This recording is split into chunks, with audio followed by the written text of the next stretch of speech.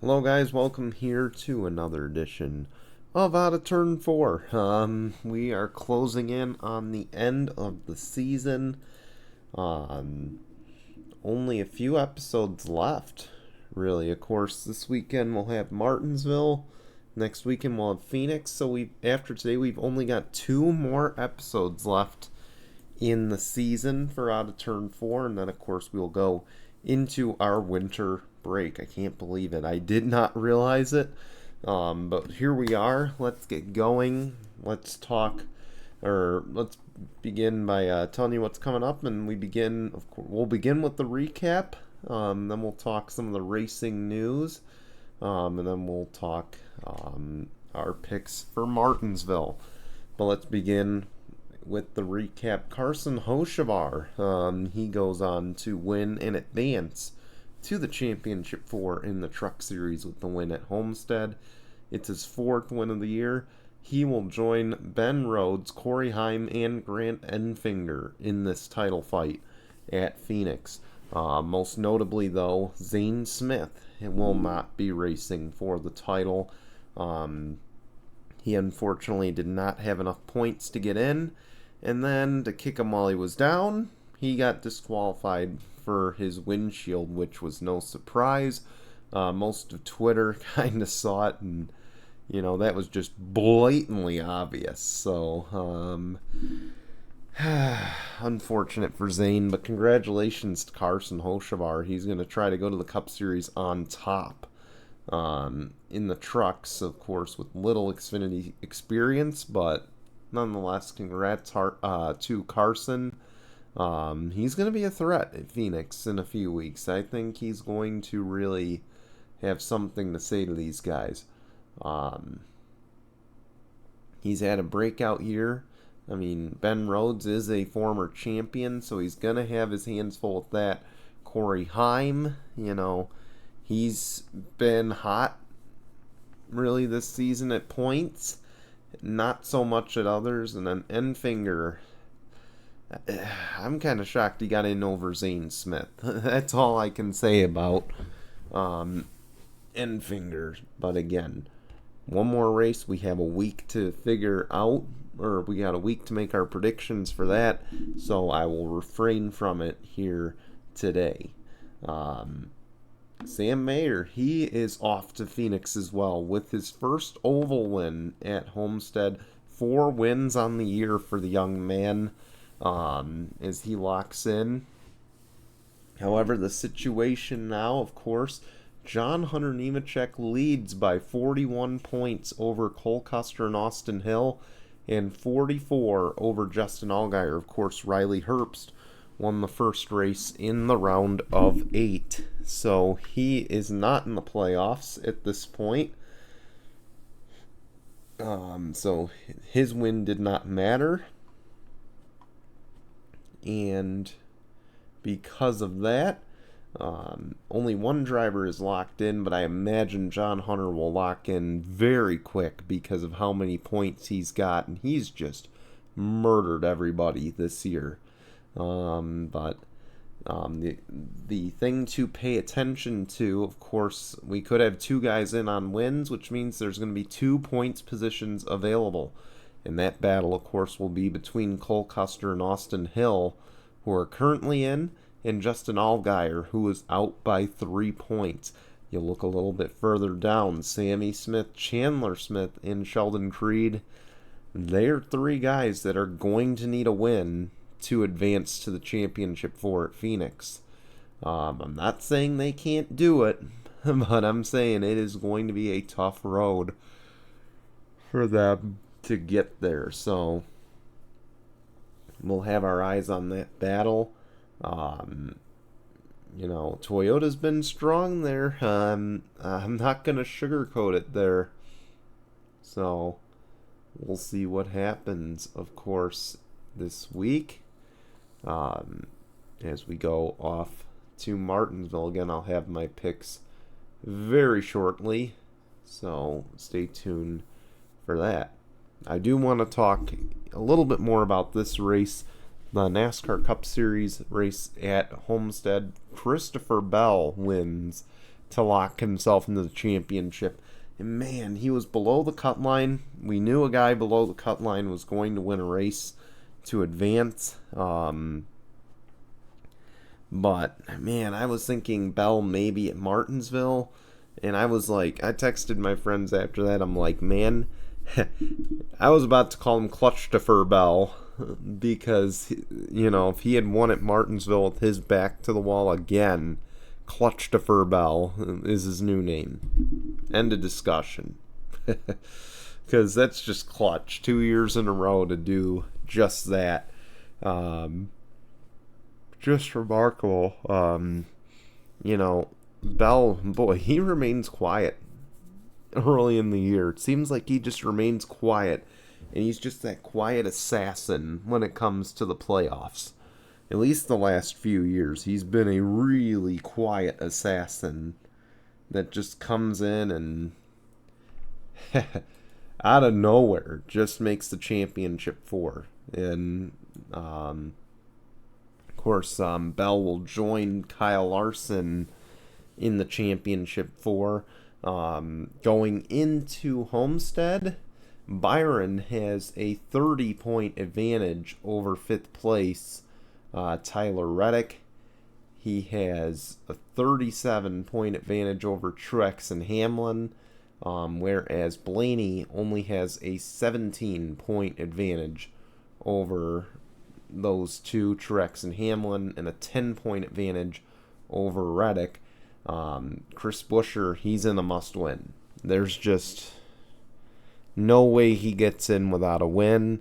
And, of course, for those who don't know, Denny Hamlin was above the cut line for most of the race.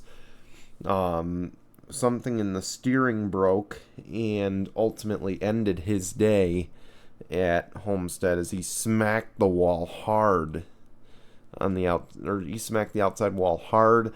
And essentially destroyed the steering. Day over, fell to 17 below the cut line. And I normally don't like Denny. I have made that well clear in the past. But, and I was taking a look too, to see if his podcast was up, because I'm sure he's going to have a lot to say about this, because see, I look at this, we know Chris Buescher's got to win. He's just got to win. There's no way he makes it if he doesn't win. Tyler Reddick can point his way in. I don't know what Tyler Reddick's record at Martinsville is, and I'm actually going to look it up. Let's go down here. Yeah, he hasn't won at Martinsville in the Cup Series, but he's got, let's see. Yeah, the record doesn't look good in the fall race. So, oh boy, 24th in 2020.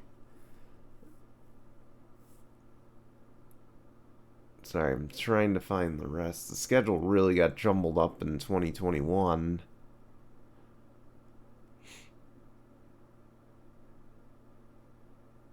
So, forgive me for a second. He finished 8th a few years ago, 18th. So his best finish at Martinsville is 8th. Back in 2021. In the fall race, his best finish is 18th. Now again, that's all with Richard Childress Racing, and I get it. But not a good look. On the Xfinity side, I mean, he never really raced at Martinsville, so you can't say much there, but it's just not going to be a good look for him. So, he can point in. He can point in. That's what I was going to go for. Tyler Reddick can point in. But he is going to need a strong run. Toyota's been strong at Martinsville in the past. I just don't know. And I'm sitting here and saying, those results not exactly good. Now, again, he drove for Richard Childress Racing. But I feel like Homestead was that chance. I really think Homestead and Vegas were that chance for him to get in. I just don't see it happening here. So I'm going to say he's in danger, and to a point where he's going, not the worst danger. I think the biggest danger is below him is Toyota teammates there in Truex and Hamlin. Those two, Truex is going to have to get a win. That's just my thoughts there. I think Truex's best shot at the title is a win, or at the championship is a win. He's got to win Martinsville, and that's not hard to do for him. He's really good at Martinsville, so I wouldn't put it past him. Again, I'll make my picks shortly. Denny Hamlin, another guy great at Martinsville, but the last 6 years he's been in some form of drama at the end of a Martinsville race. Whether he's on the giving end of it, in the case of Chase Elliott, or he's been on the receiving end, in the case of the Alex Bowman wreck, in the case of the Ross Chastain wall ride that we will see probably 20,000 times on replay this week, and rightfully so. As annoying as it is, rightfully so. I think I feel like those guys are just not they can't bank on luck. You're not gonna outpoint Byron. No shot you're outpointing Byron in this race. He's in, unless something dramatic happens at the start. It's just not going to happen. The point is, you want to get Blaney. Now, Ryan Blaney in the fall Martinsville race, and I'm going to look that up too so I have all my bases covered. So let's take a look at it. Ryan Blaney finished third last year at Martinsville. He finished second in 2020, fifth in 2018. He is a consistent top 5 or top 10 at Martinsville. I mean, and if there's one thing about Ryan Blaney, there are races he's in the running or he's just not there. And it seems like as we look at his playoff results, he's 9th at Darlington, 12th at Kansas, 22nd at Bristol. The real outliers, Texas. But otherwise, he has been top 15 this entire playoffs. I don't think you can bank on Ryan Blaney making a mistake. I really don't think you can bank on it. So I think if you are Denny Hamlin, Martin Truex, you are in the most danger. You've got to win. I think one of them has to win. And, I just don't know if either of them can do it, to be totally honest. I just don't know. I think that's really that's the biggest wait and see.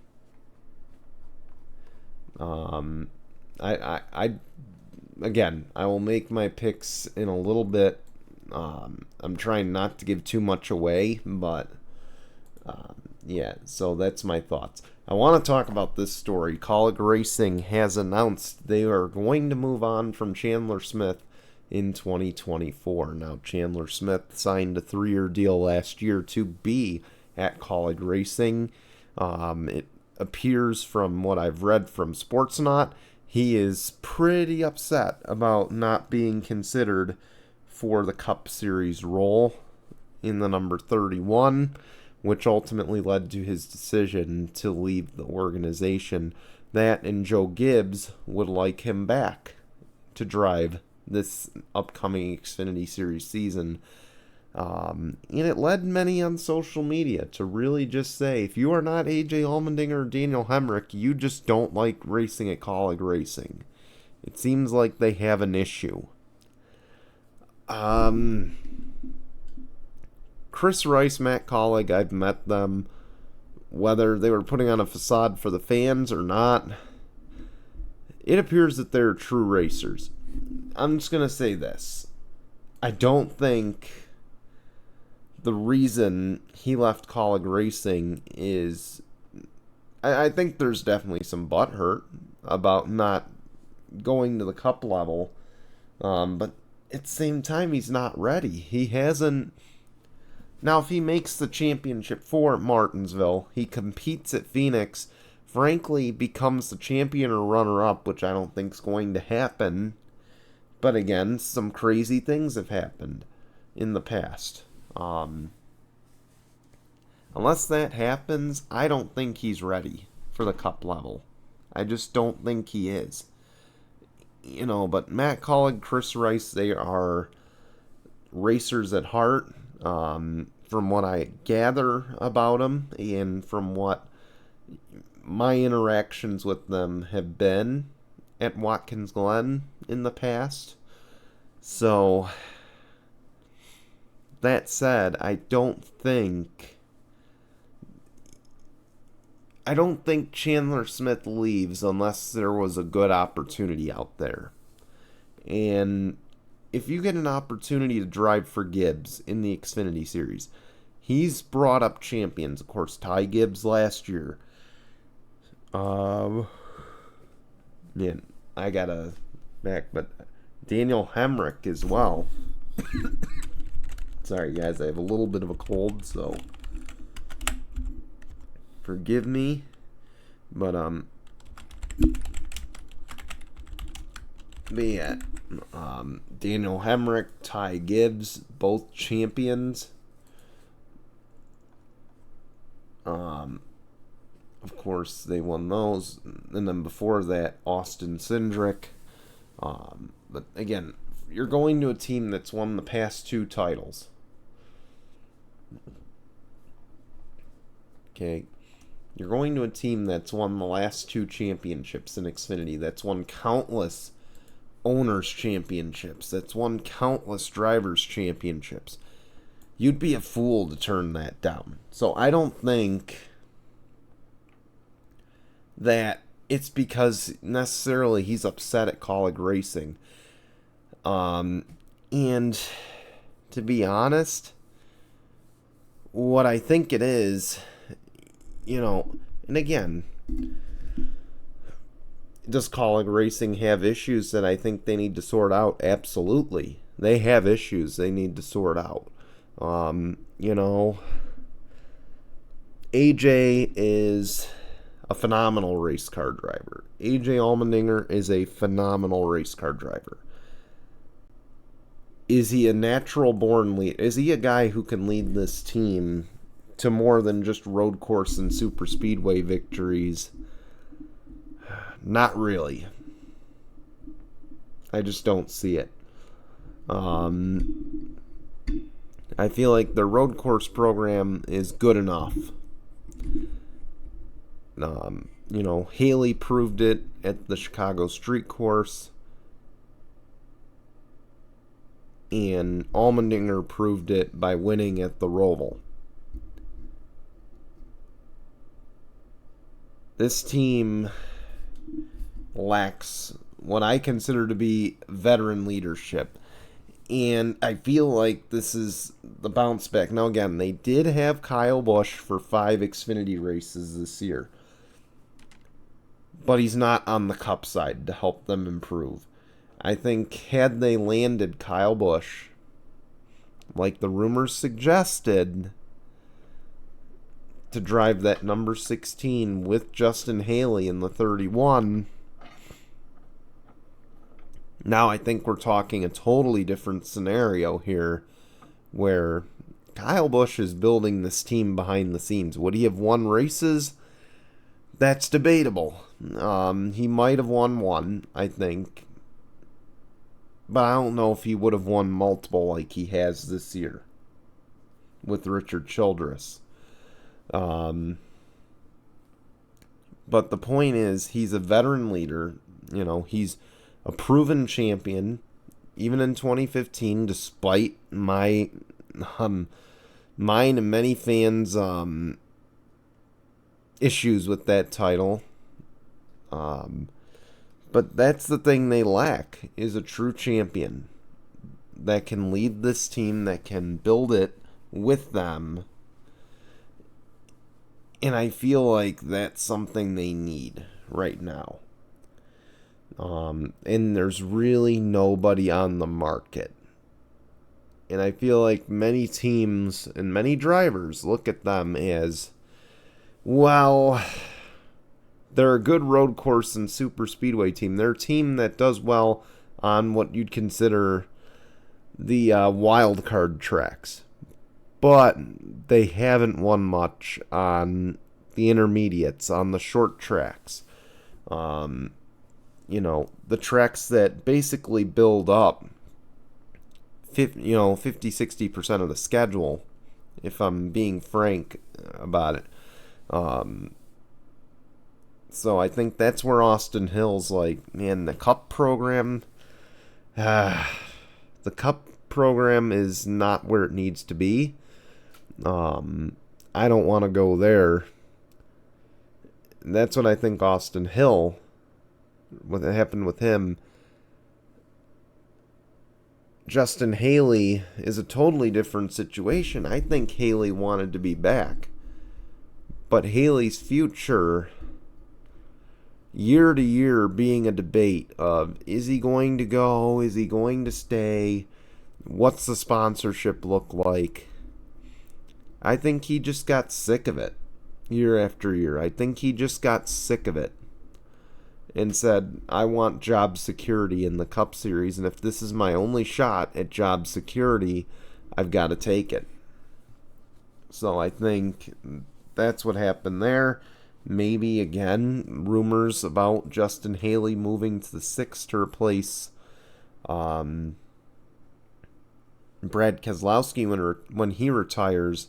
Maybe that's true. Maybe it's not. I don't know.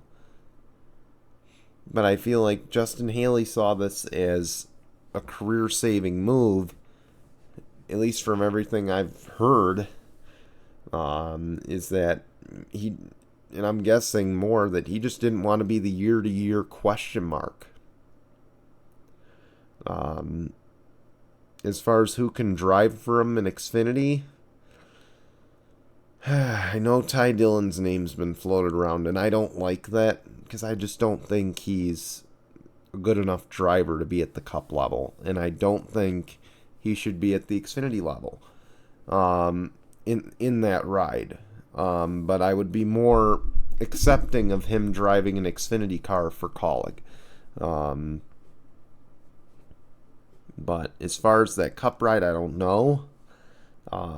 But as far as Xfinity, if they're going to stick with the All-Star car, I think you put either Daniel or Derek Kraus, or you put you either put Derek Kraus or you put Lane Riggs behind the wheel of the 11 next year. I think at this point on the Chandler Smith news, I'm pretty sure that this is an audition for the both of them to take over the full-time capacity here. They could sign both. It's not out of the question, but I just don't see it. I think the best choice is to sign one of them and bring in a Matty D. He could be your Justin Allgaier, the guy who helps you build this team.